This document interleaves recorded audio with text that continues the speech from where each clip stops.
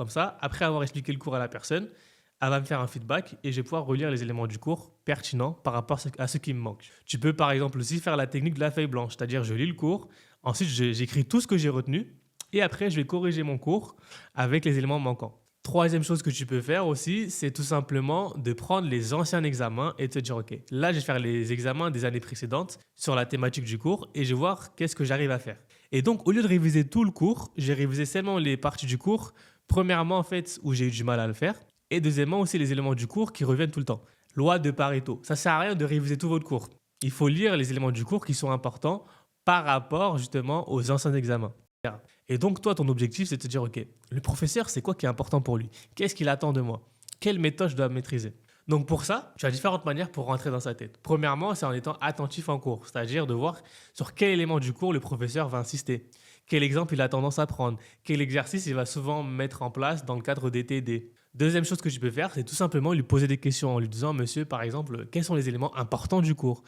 Quels sont les exercices à maîtriser? Certains professeurs vont répondre, d'autres seront plus, voilà, ils seront pas trop chauds pour partager ça. Ensuite, ce que tu peux faire, c'est analyser les examens des années précédentes. Donc, soit tu demandes au professeur pour que tu lui dis pour m'exercer, j'aimerais bien avoir accès aux anciens examens.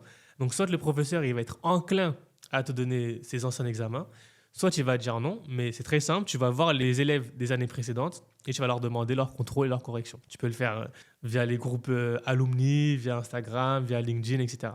Ce que tu peux faire aussi, c'est tout simplement d'échanger avec des camarades, de dire bah, selon toi, c'est quoi les points importants, qu'est-ce que toi tu vas réviser, etc.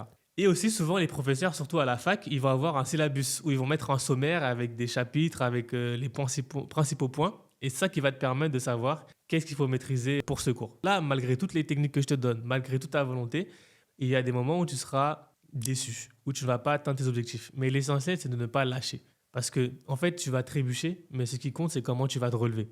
Donc, à chaque fois que tu as une mauvaise note, au lieu de le prendre personnellement, te dire ah, je suis nul, je suis pas intelligent, demande-toi pourquoi tu as eu cette note. Analyse ça. Vois la note comme une source d'information.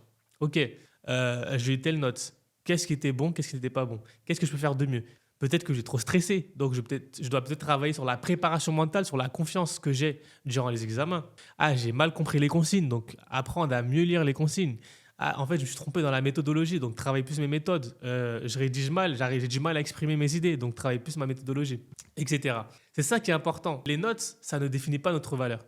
Les notes, elles ont pour objectif finalement de nous dire où on en est par rapport aux attentes du correcteur.